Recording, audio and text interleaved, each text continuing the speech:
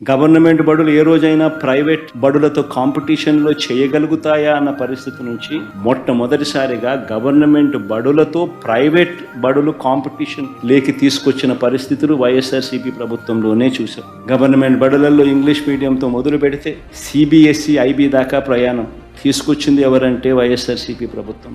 జరిగింది ఎప్పుడంటే వైఎస్ఆర్సీపీ ప్రభుత్వంలోనే. 3వ తరగతి నుంచే టోఫుల్ క్లాసులు ఎప్పుడు జరిగాయి అని అంటే వైఎస్ఆర్సీపీ ప్రభుత్వంలోనే కనిపిస్తుంది. నాడు నేడుతో స్కూళ్ళు ఎప్పుడు బాగుపడ్డాయంటే ఎప్పుడు జరిగాయంటే వైఎస్ఆర్సీపీ ప్రభుత్వంలోనే కనిపిస్తుంది. 6వ తరగతి నుంచి ప్రతి క్లాస్ రూమ్లు డిజిటైజ్ చేస్తూ ఐఎఫ్పి ప్యానెళ్లతో డిజిటల్ బోధన ఎప్పుడు ఆరంభమైంది అని అంటే అది వైఎస్ఆర్సీపీ ప్రభుత్వంలోనే. 8వ తరగతి పిల్లల చేతుల్లో ట్యాబులు ఎప్పుడు కనిపించాయనంటే అది వైఎస్ఆర్సీపీ ప్రభుత్వంలోనే.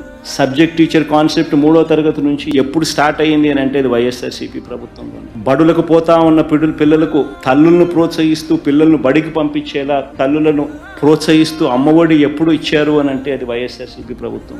పూర్తి ఫీజు రీఎంబర్స్మెంట్తో పిల్లలకు అండగా ఎప్పుడు నిలబడింది అని అంటే అది వైఎస్ఆర్సీపీ ప్రభుత్వంలోనే. ఆన్లైన్ వర్టికల్స్ తీసుకొచ్చి సర్టిఫైడ్ ఆన్లైన్ వర్టికల్స్ కరికులంలో భాగంగా ఎప్పుడు తీసుకొచ్చాము అంటే అది వైఎస్ఆర్సీపీ ప్రభుత్వంలోనే.